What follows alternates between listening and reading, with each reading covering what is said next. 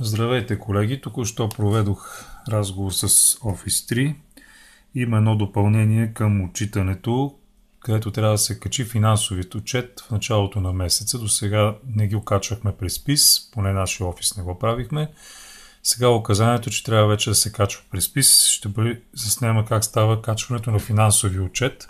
Вече сте качили XML-ския, профилактичните карти в първа част, а това ще е първа част, корекция на първа част фактически. Генерираме един финансов отчет. Ето го. Справки, стандартни, финансов отчет по член 37 от ЗЗО. Маркираме за месец септември, даваме ОК, ето го отчета ми. Тук може да не се попълва фактура, в случая фактура и дата няма. Това ще бъде само те ги интересуват ето тази бройка, която ние подаваме. След това на колецата те ще ми подадат другата бройка, която ще бъде вече фактурирана. Така, това нещо го експортираме с Adobe PDF. Се натиска и се експортира някъде на компютъра. Ето го файла. Отчет, един PDF-ски файл. Сега ще покажем как ще бъде подписан. Малко е големичък, ще му намалим размера. Натискаме този бутон, подпиши. Следва този, Place Signature. Ставяме надолу.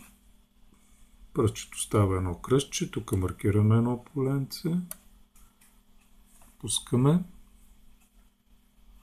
Малко се изчаква. Появява се диалогов прозорец на електронния ви подпис. Искаме бутона подпиши. С мишката. Изчакваме малко. Пита къде да ни запише. Ако е на същото место, трябва нещо да го промериме. Твориме някакво символче. Кажем, пак ще го сложим на работния плод. Подписан. Даваме запиши. Изчакваме малко. Иска паролата за електронния подпис.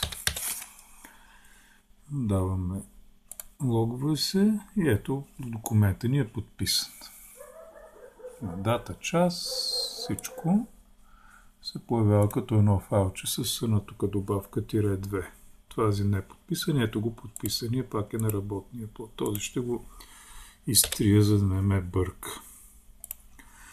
Така, сега отваряме портала на ЗЛК-ПИС.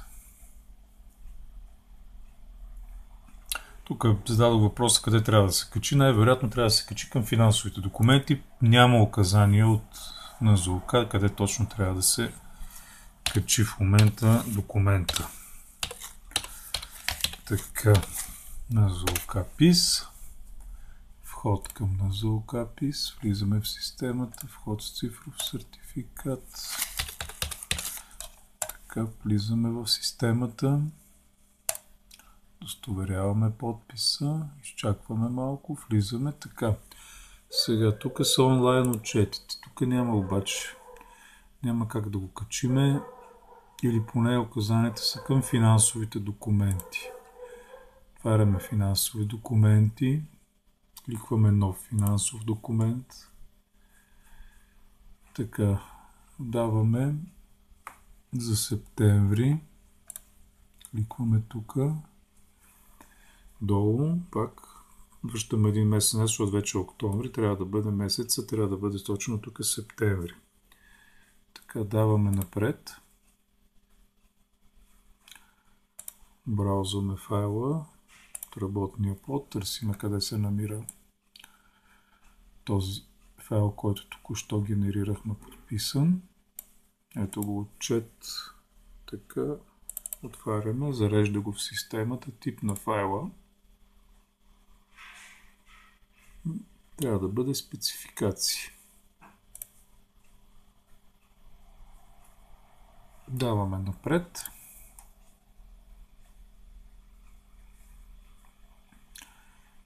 Избираме партньор. Кликваме. Зарежда името на фирмата и следва този бутон изпращане на файла към НЗОК, който аз няма да натискам, защото днес е 27 септември и още не е отчетен период. Това е за сега. Ако някакви други промени съществуват, обръщайте се към звънете в районен офис да ви дадат точни указания. Възможно е да се качи и през друго место на ПИ. За сега указанията са по този начин да бъде качван файла с потребителските такси, който е само информативен като някаква бройка. Това е всичко. Добро и приятен ден. До чуване.